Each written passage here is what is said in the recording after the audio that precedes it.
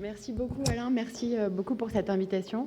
Donc je vais vous présenter en fait un petit peu l'effort qui a été fait pour essayer de comprendre le mouvement et en quoi la lumière peut apporter beaucoup pour comprendre justement comment au niveau du système nerveux on réussit à générer euh, des mouvements complexes.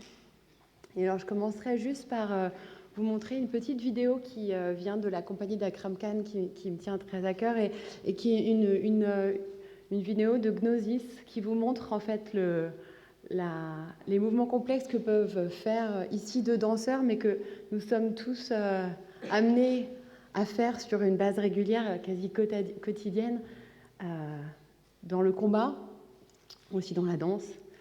Et ce qu'on voit en fait à travers les mouvements qui sont présentés ici, c'est la différence des vitesses, la différence du type de mouvement qu'on doit atteindre et la complexité pour réussir à les capturer avec la vision.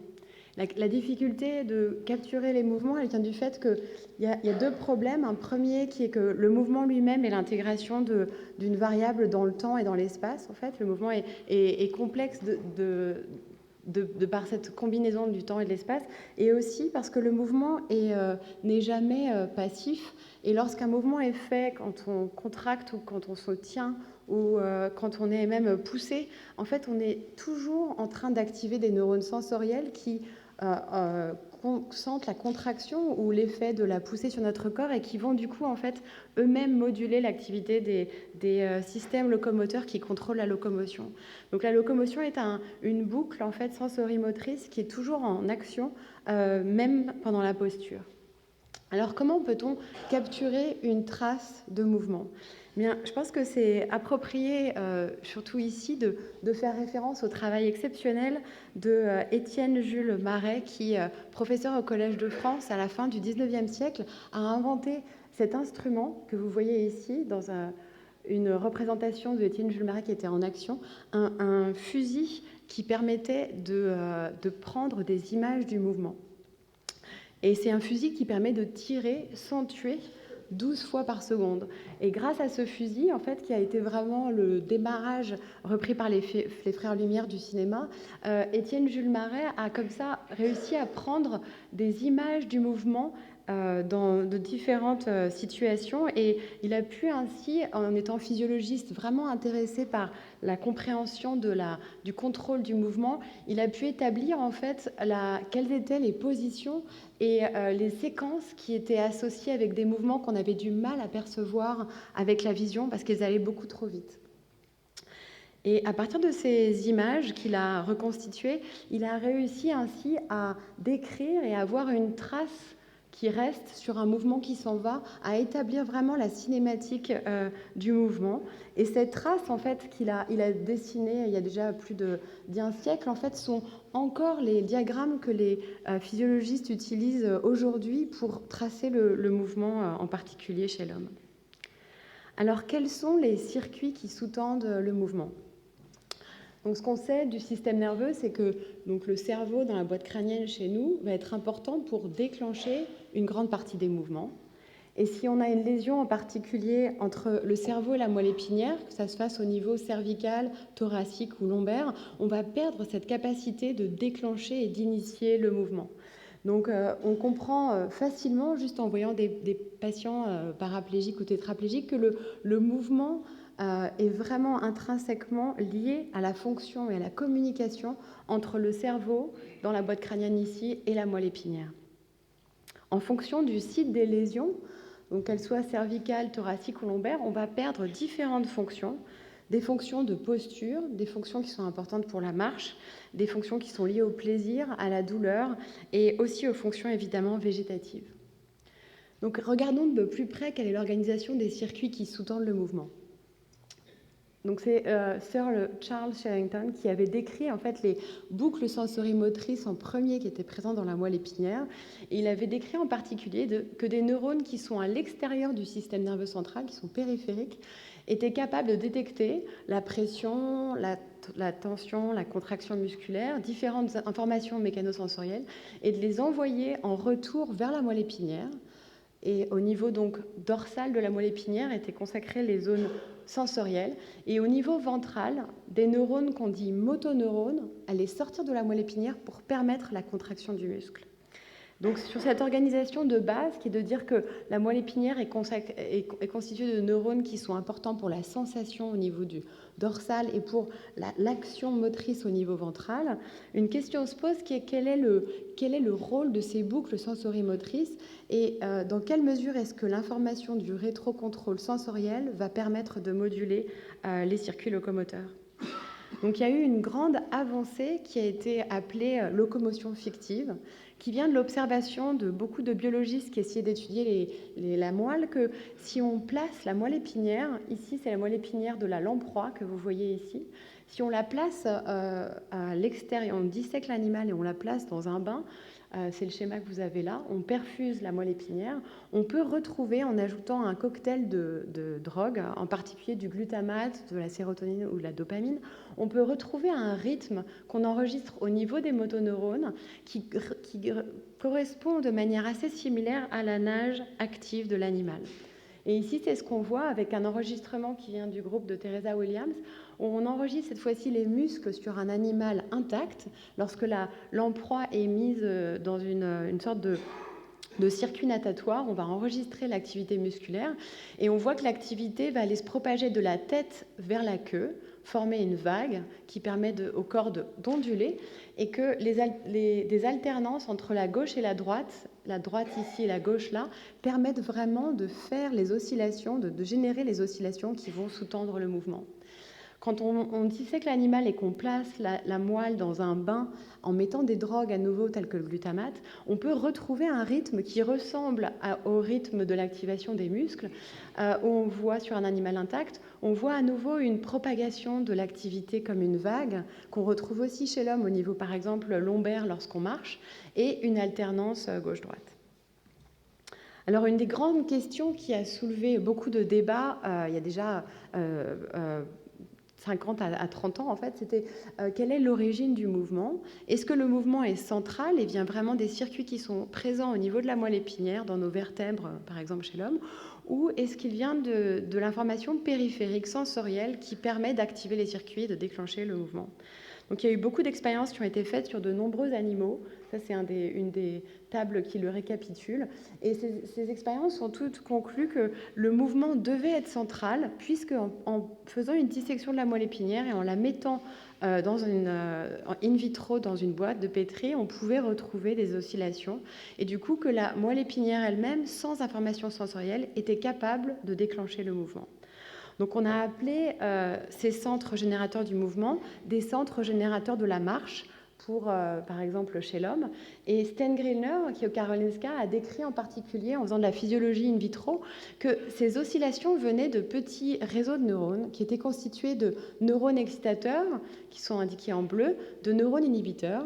Et ces interneurones sont dits prémoteurs, c'est-à-dire qu'ils sont en amont dans la vague d'activation des neurones moteurs, et ils projettent ensemble sur les neurones moteurs qui vont permettre la contraction.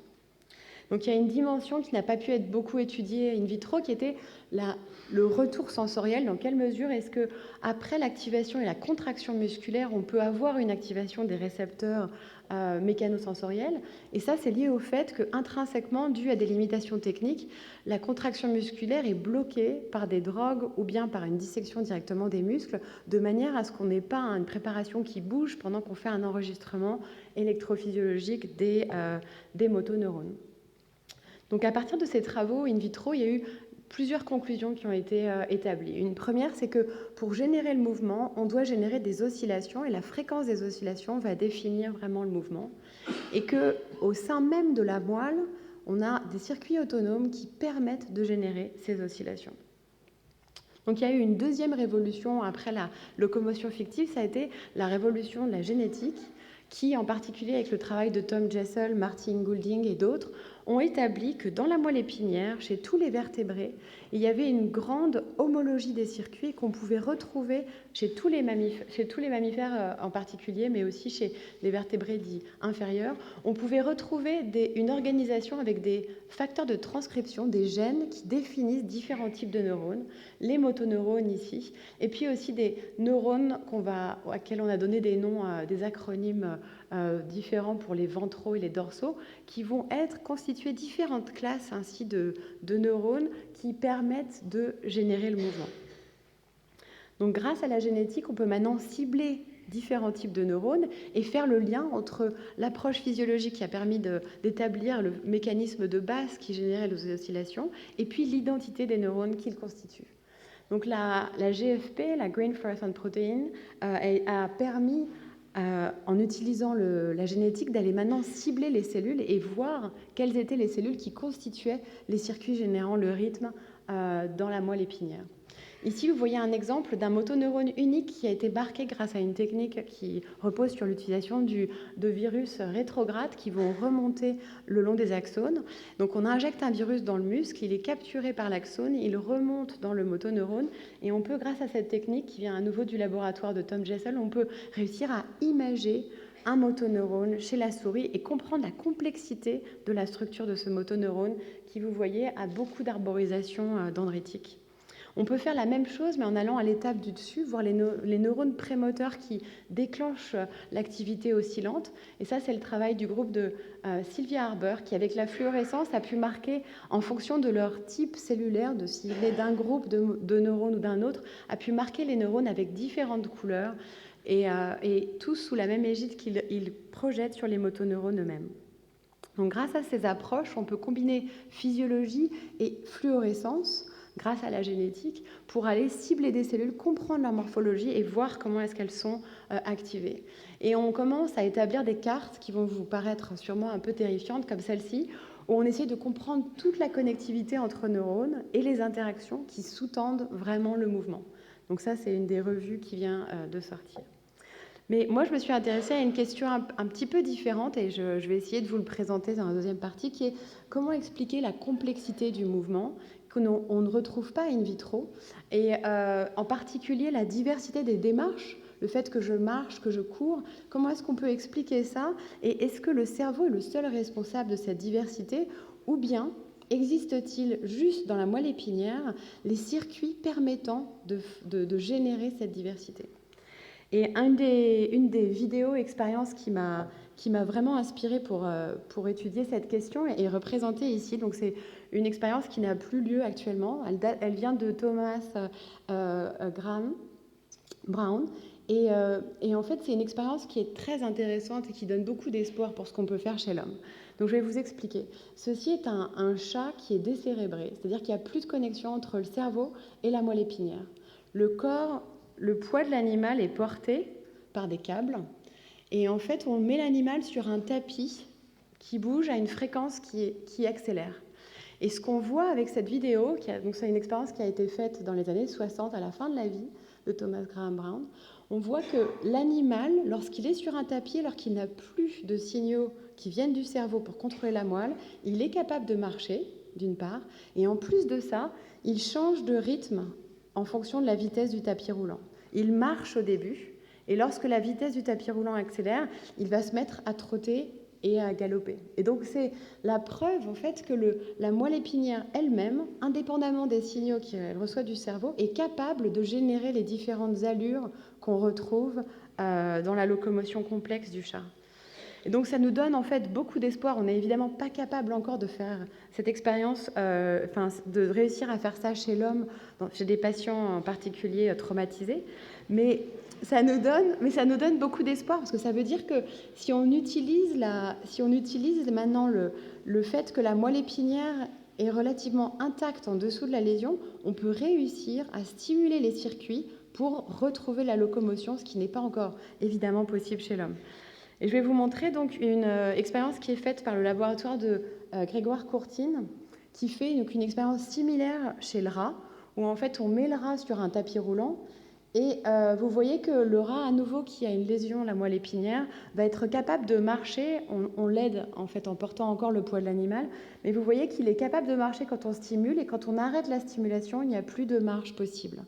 Alors que dès que la stimulation est en place, il y a une alternance des deux pattes qui permet la locomotion. Donc on est très loin de réussir à faire ça chez l'homme. On est extrêmement loin, mais il y a quand même des indications qui datent de plusieurs publications, la première étant de 2011, qui montrent qu'en faisant une combinaison de pharmacologie, de stimulation électrique et d'entraînement locomoteur, on est capable d'obtenir les premiers mouvements quand à nouveau la personne ne porte pas son poids, mais on est capable de retrouver les premiers mouvements en faisant à nouveau des stimulations au niveau sensoriel dorsal dans la moelle épinière.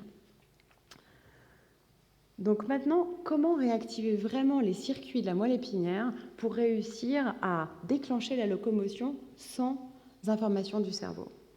Et c'est là où la lumière joue un rôle en fait assez critique dans notre étude, et en particulier en essayant d'aller comprendre, puisqu'on ne peut pas faire ces expériences facilement dans des animaux qui ne sont pas transparents, comme la souris, le rat, le chat ou d'autres. Comment est-ce qu'on peut essayer de faire, d'utiliser la lumière et les techniques, les nouvelles technologies pour aller regarder et manipuler les circuits in vivo sans avoir à disséquer l'animal? Et c'est là où en fait le petit poisson zèbre a un intérêt, c'est qu'au stade embryonnaire et larvaire, le poisson est transparent. Et vous voyez ici avec la technique du Brainbow qui a été développée par Jean Livet et appliquée par Albert Pan chez le poisson zèbre, vous voyez qu'on peut rentrer dans le cerveau de l'animal et identifier chacun des neurones avec des outils génétiques pour cibler des différents types de neurones. Ici, je vais vous montrer une nouvelle vidéo où on rentre à niveau dans le cerveau, mais cette fois-ci, on a marqué tous les neurones. Et vous voyez qu'il y a une densité très très importante de neurones, mais on remonte maintenant dans le cerveau, grâce à des techniques optiques telles que la microscopie à 2 photons, on réussit à atteindre tous les neurones du cerveau pour aller voir leur activité, en particulier avec des sondes sensibles à l'activité.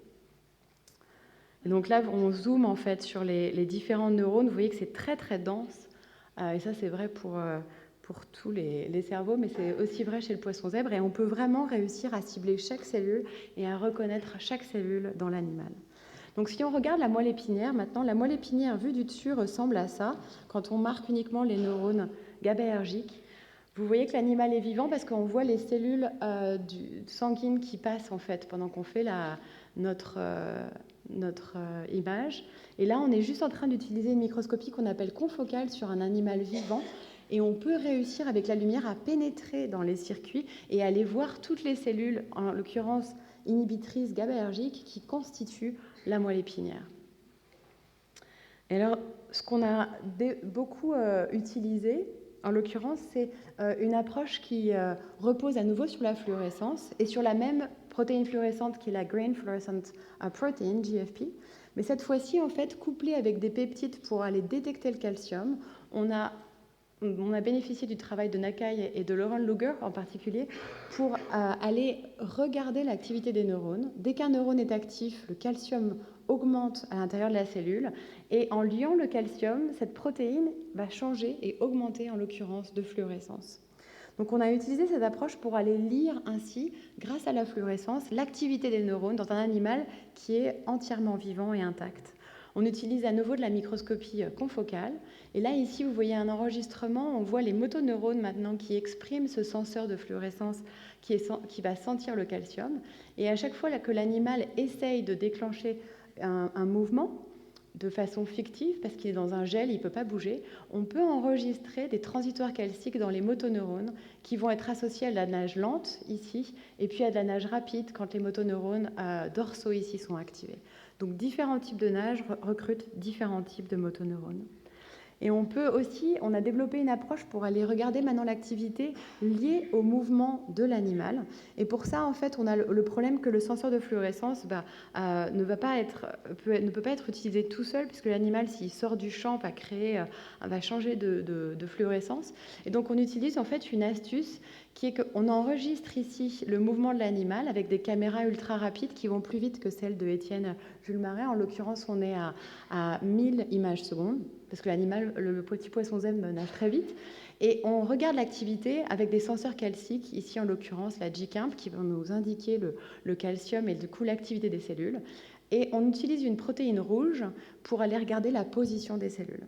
Donc ce qu'on fait, c'est qu'on calibre le signal vert par rapport au signal rouge pour savoir si les cellules sont revenues dans le plan pendant qu'on fait l'image. Et ce qu'on voit, c'est quand l'animal bouge sa queue, on a un signal spécifique dans le canal vert qui correspond à une activité des neurones mécanosensoriels qui détecte le mouvement. On a développé une autre technique qui vient à nouveau, qui est liée à la découverte de la GFP, qui s'appelle cette fois-ci l'écorine, la GFP-écorine. C'est une protéine qui maintenant n'est pas fluorescente, mais qui est bioluminescente. C'est-à-dire qu'elle a besoin, pour être activée, d'avoir un cofacteur, la célentérosine. Et une fois qu'elle a ce cofacteur, en liant le calcium, elle va émettre spontanément des photons. Et du coup, on n'a plus une technique de fluorescence, mais une technique véritablement de bioluminescence, où dès qu'un neurone est activé, ici on a marqué tous les motoneurones de la moelle épinière du poisson, en prenant une image à nouveau avec un confocal, et bien, dès qu'un neurone est activé, il va émettre spontanément des photons dans le verre. Donc on a monté avec mon étudiant Steven Knafo un poste où en fait on arrive à enregistrer le mouvement avec la lumière infrarouge et à regarder avec une caméra ultra rapide le mouvement de l'animal en temps quasi réel. On est à 1 kHz à nouveau. Et puis pendant ce temps, on détecte l'activité des neurones en allant enregistrer les photons qui sont émis dans le verre. Et ici est un exemple juste d'un de ces enregistrements où vous voyez à gauche la petite larve du poisson zèbre et à droite le signal en vert de bioluminescence qui est associé au mouvement. Ici, on représente l'angle au cours du temps.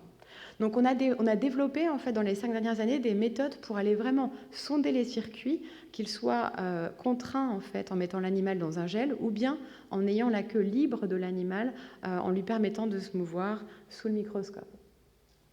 Maintenant, il y a une nouvelle technologie qui a exactement 10 ans cette année qui s'appelle l'optogénétique et qui répond à un nouvel appel. On n'est plus uniquement en train de lire de manière passive l'activité des neurones, on peut aussi manipuler à distance l'activité des neurones avec la lumière. Donc le principe de cette technique repose sur la découverte de canaux qui sont activés par la lumière, qui viennent des algues au départ. Et ici, j'ai représenté un des premiers canaux qui a été identifié, qui était la channel rhodopsine, qui est un canal qui, sous l'effet de la lumière bleue, permet de s'ouvrir dans la membrane et de faire rentrer des cations dans la cellule, qui vont dépolariser les neurones et activer les neurones. Et en utilisant ces canaux qui avaient été donc démontrés par Ernst Bamberg et Peter Hegemann, on peut les exprimer dans des neurones et réussir à avoir des neurones qui, comme c'est représenté ici avec cette trace d'électrophysiologie, qui vont faire un potentiel d'action à chaque fois que la lumière bleue est amenée sur la cellule. Et nous l'avons utilisé, cette technique, pour faire quelque chose qui est très difficile à faire autrement, qui est de comprendre la connectivité des circuits de neurones. Et la façon dont on a utilisé cette technique, c'est la suivante. Grâce à la génétique, on peut cibler l'expression de cette protéine, de ce canal activé par la lumière qui vient de l'algue, juste dans une population de neurones particulière. Donc c'est le petit neurone en rose qui est représenté ici. Et ensuite, ce qu'on fait, c'est qu'on utilise la fluorescence de différentes lignées de poissons zèbres transgéniques pour aller cibler les différents neurones dont je vous ai parlé, qu'ils soient inhibiteurs, excitateurs ou les motoneurones eux-mêmes. Donc on va venir avec une électrode, on va aller enregistrer un type de cellule particulier qui est fluorescent, et on va ensuite activer le neurone à distance et voir s'il y a une communication entre le neurone qu'on enregistre et le neurone qu'on a activé par la lumière. Et cette méthode, en fait, ça permet du coup de faire des expériences qui seraient très très laborieuses, d'aller voir si tous les neurones sont connectés dans la moelle épinière. Donc on peut, comme on le voit ici, en fait, cibler l'expression de l'opsine qui est marquée en rouge dans les neurones d'une population spécifique dans la moelle. Et ensuite, on va avoir une autre protéine, en l'occurrence la GFP, qui va nous marquer ici les motoneurones dans la moelle épinière. Et ensuite, on vient avec une électrode et on va aller cibler juste les cellules en vert qui reçoivent des signaux via les axones qu'on peut voir en rouge ici. Et quand on remplit la cellule, on voit que dans ce cas-là, c'est par exemple un motoneurone qui reçoit une grosse connexion en électrophysiologie. On voit qu'il y a un courant synaptique très important qui est activé juste après la lumière. Et en faisant cette approche, on a réussi en quelques années à établir la connectivité de dizaines de neurones dans la moelle épinière, ce qui aurait été impossible il y a juste 10 ans en fait. Donc ici, c'est un autre exemple où on voit à nouveau des connexions par l'anatomie. On vient faire de l'électrophysiologie en enregistrant la cellule qui est rose cette fois-ci. Et en activant la channelrhodopsine qui est marquée en vert, on peut voir qu'il y a à nouveau une connexion et on peut aller comprendre sa plasticité. Donc maintenant, on va revenir à ce qu'avait fait Étienne Jules Marais. On va aller voir quel est le mouvement de la larve du poisson zèbre. Et comme je vous l'ai montré brièvement, le mouvement, il est beaucoup plus rapide que le mouvement de l'homme. En fait, la larve du poisson zèbre est capable de nager de 15 Hz à 100 Hz, donc très très rapidement. Elle est petite, elle fait typiquement 4 mm au stade à 5 jours où on la regarde. Et comme vous pouvez le voir, il faut développer des techniques qui sont un peu similaires à ce que Étienne Jules Marais faisait, mais cette fois-ci, on doit faire du suivi de la position de la queue, en l'occurrence, et on peut bénéficier du fait que le mouvement est relativement simple, puisqu'il est en 2 dimensions, et du coup, que tel un serpent, en fait, on peut aller suivre le mouvement de la queue et en comprendre sa complexité, et en comprendre aussi le rôle des neurones sensoriels dans la locomotion. Donc on a établi avec mon premier étudiant en thèse, qui était qui avait comme spécialité le fait de coder, d'être informaticien, on a établi les différents types de locomotion de l'animal, avec en particulier une locomotion lente, où la queue va battre très doucement, c'est ce que l'animal utilise pour aller explorer l'environnement et nager. Donc si on superpose les images telles que le faisait Étienne Jules Marais, on a des images comme celle-ci, où en fait l'animal va juste nager sous forme d'une bouffée qui va être assez courte, avec des fréquences, on voit l'angle au cours du temps, l'angle de la queue au cours du temps, des fréquences assez lentes, typiquement 15 à 20 Hz.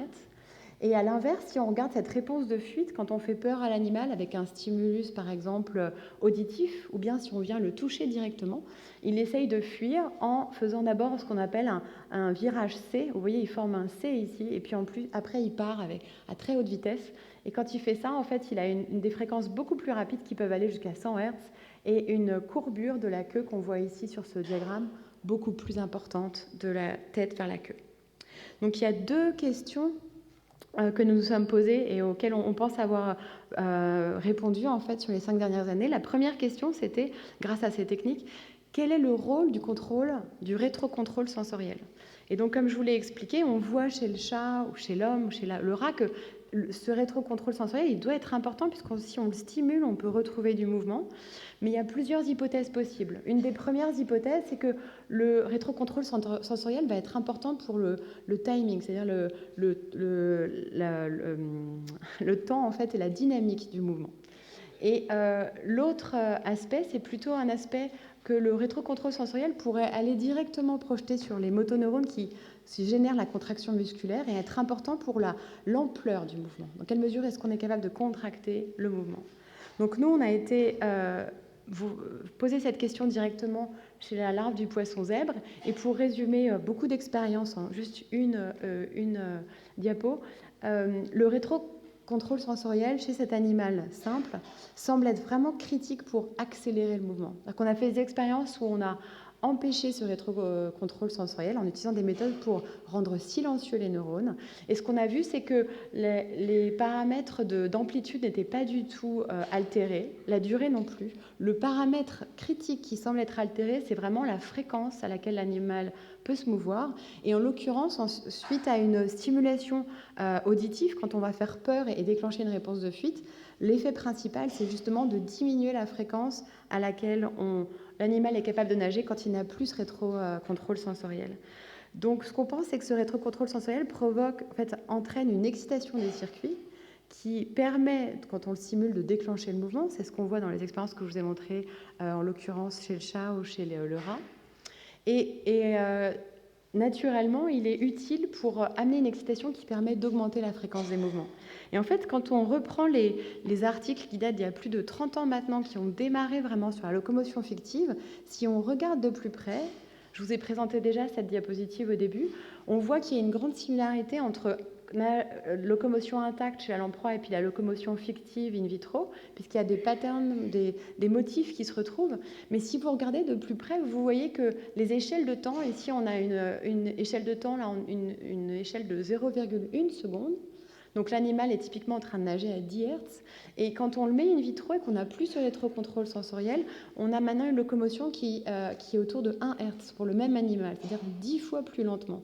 Donc on pense que le résultat qu'on a eu chez les larves de poissons zèbres permet d'expliquer cette observation qui a été faite en fait sur beaucoup d'espèces, qu'une fois qu'on dissèque la préparation et qu'on regarde la locomotion dite fictive, la locomotion est beaucoup plus lente.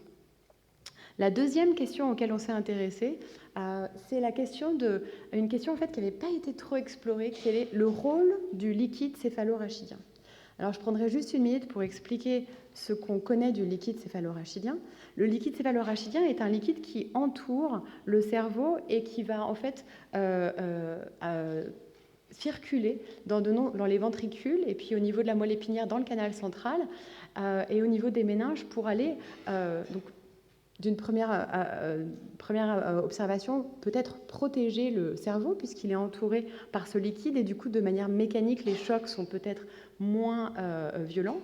Une deuxième hypothèse qui a été proposée pour le fonction du liquide céphalorachidien, c'est que ce liquide soit peut-être important pour protéger le cerveau aussi au niveau de son contenu et donc de l'homéostasie du cerveau, en assurant en particulier un équilibre des ions et des différents facteurs qui soient utiles au cerveau. Mais on a des indications pendant le développement, et je vais vous le montrer aussi à des stades plus tardifs, que en fait, le liquide céphalorachidien fait beaucoup plus que juste protéger mécaniquement ou chimiquement au niveau de l'homéostasie le cerveau. Et en fait, on a des indications qu'il peut être aussi une source de signaux pour le cerveau. C'est-à-dire que ce liquide, qui est produit en partie au niveau du corus plexus, est capable aussi de moduler l'activité des neurones au niveau du cerveau et de la moelle épinière.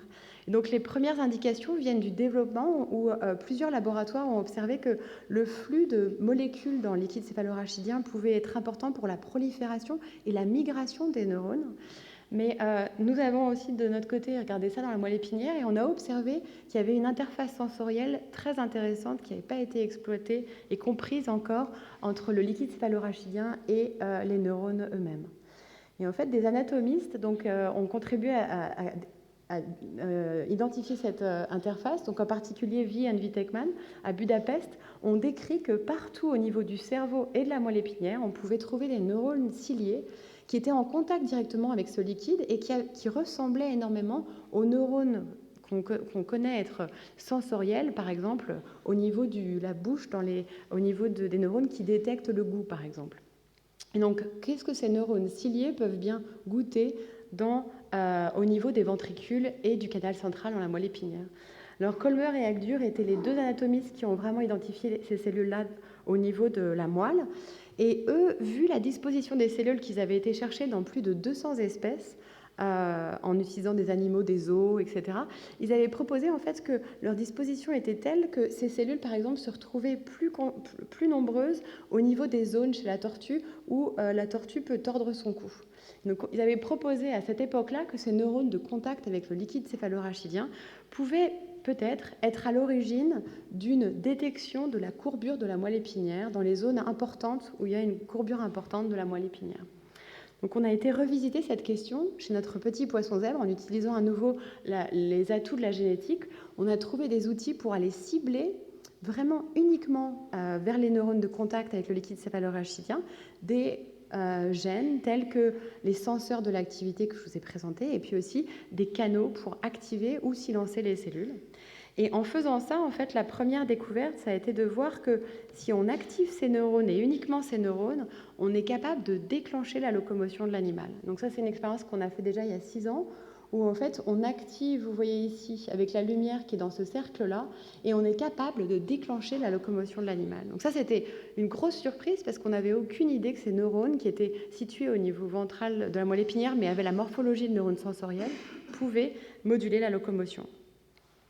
Et la deuxième découverte qu'on a eue donc, dans les quelques dernières années, ça a été de comprendre qu'en fait, la prédiction de Kolmer-Agdur était juste et que ces neurones sont en effet des neurones qui sont sensoriels et qui vont détecter la courbure de la moelle épinière.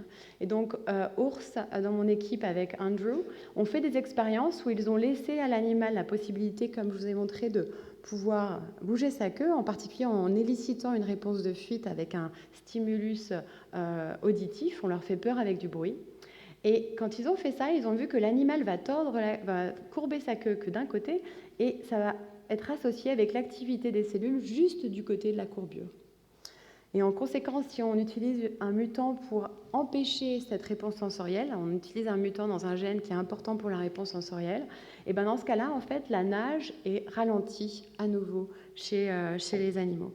Donc le schéma qui synthétise énormément de travail, à vrai dire, est le suivant. En fait, ces neurones vont projeter sur les neurones excitateurs prémoteurs, qui sont vraiment les moteurs de la locomotion chez cet animal, et sur les motoneurones eux-mêmes. Et ils sont capables, en contrôlant l'activité du moteur, de moduler et en particulier d'optimiser la fréquence de nage. Une des perspectives qui est très intéressante et qui va être le sujet de nos recherches immédiates, c'est que ces neurones ne sont pas uniquement mécanosensoriels, ils semblent être aussi chémosensoriels, c'est-à-dire qu'ils sont capables de détecter des molécules chimiques dans la moelle épinière. Et ce que vous voyez ici, c'est une expérience d'ours à nouveau, où on a mis un senseur, on a injecté dans le ventricule, et ça diffuse dans le canal central, un senseur de pH qui est fluorescent, qui s'appelle SNARF. Et ce senseur, en fait, va nous donner l'indication de quel est le pH in vivo dans le canal central. Et ensuite, on injecte, en même temps qu'on injecte le senseur de pH, on injecte une molécule qui s'appelle NPE. Bon, c'est pas très intéressant en soi, mais c'est une molécule qui, sous l'effet de la lumière UV, des ultraviolets, va libérer des protons. Et donc, on est capable ainsi de lire quel est le pH in vivo dans l'animal et de libérer des protons pour le manipuler dans l'animal intact. Et pendant qu'on fait ça, donc on fait une perturbation du pH juste au niveau du canal central dans le liquide céphalorachidien. Vous allez voir ici les signaux qu'on enregistre avec ces senseurs d'activité qui sont sensibles au calcium. Et donc ici, vous allez voir qu'on va décager des protons, voilà, et que pendant qu'on décage le proton, on répète l'expérience plusieurs fois, on voit de l'activité dans les cellules sensorielles de contact qui sont juste à côté du site de décageage des protons. Donc depuis, on a fait cette expérience avec beaucoup d'animaux et puis plusieurs conditions de pH. Et on est en train de l'étendre en fait vers différentes molécules. On voit qu'en fait, ce n'est pas uniquement une sensation du pH, mais il y a beaucoup de paramètres du liquide céphalorachidien qui vont moduler l'activité de ces neurones qui sont importants pour moduler la locomotion. Alors, ce qui est intéressant pour nous, c'est que vous pourriez vous dire, un poisson zèbre, c'est quand même très très loin d'un homme, et c'est vrai. Mais on a en fait un avantage, c'est que la moelle épinière, sa fonction étant tellement conservée, on a une grande, comme je vous ai dit, homologie des circuits au niveau de leur spécification. C'est le travail de Tom Jessel et de la spécification des neurones au niveau de la génétique. Donc on a été voir chez les macaques et chez les souris, mais je vais vous montrer le travail chez les macaques. On a été voir si dans la moelle épinière de macaque, on pouvait retrouver les mêmes cellules que ce qu'on a décrit chez le poisson. Et on a effectivement les mêmes neurones. Donc là, je vous présente le travail de deux étudiantes, Lydia Genoun et Anan Kabou, qui ont été dans l'équipe. Et on a été regarder donc la moelle épinière de deux macaques qui étaient en fin de vie, donc qui avaient à peu près l'équivalent de 85 ans chez l'homme. Et on a pu voir que chez ces macaques, on retrouvait des neurones de contact qui sont aussi GABAergiques, comme c'est le cas chez tous les vertébrés décrits. Et ces neurones de contact expriment les mêmes marqueurs que ce qu'on trouve chez le poisson zèbre, en particulier le canal qui est critique pour permettre la sensation de la courbure. Donc je finirai juste par remercier les gens dont j'ai présenté le travail. Lydia Genoun qui a montré la conservation chez les vertébrés, qui a généré des mutants pour faire ses études. Andrew Prendergast et Osbaum qui ont vraiment décrit la fonction de sensation de la courbure de ces neurones. Et puis l'approche de connectomics qui a été faite en utilisant le channel rhodopsine pour cartographier les connexions entre neurones, qui est le travail de Kevin Fiedlin et de Jeffrey Hubbard dans l'équipe. Je vais remercier les larves de poissons zèbres qui ont beaucoup contribué à ces études. Et puis, je vais juste à nouveau rappeler que donc, on est très loin de réussir à faire des expériences pareilles avec l'optogénétique chez l'homme, mais j'avais un étudiant, donc Steven Knafo, dans mon équipe, qui vient juste de défendre sa thèse, qui est médecin et qui a vraiment comme ambition de réussir un jour à amener l'optogénétique dans la moelle épinière chez l'homme. Ça reste encore un rêve, on est très très loin de faire marcher chez ça, et vous verrez avec José dans le prochain talk que c'est beaucoup plus facile à faire marcher chez la rétine, et il y a plus d'espoir à court terme chez la rétine, sur la rétine que dans la moelle épinière, mais il n'empêche que depuis mes 5 ans en France, de retour j'ai vraiment rencontré énormément de médecins qui avaient envie d'apprendre la science fondamentale et qui avaient des ambitions et des rêves de faire marcher ces techniques chez l'homme. Et je pense qu'il faut essayer de travailler dans cette direction. Voilà, merci beaucoup.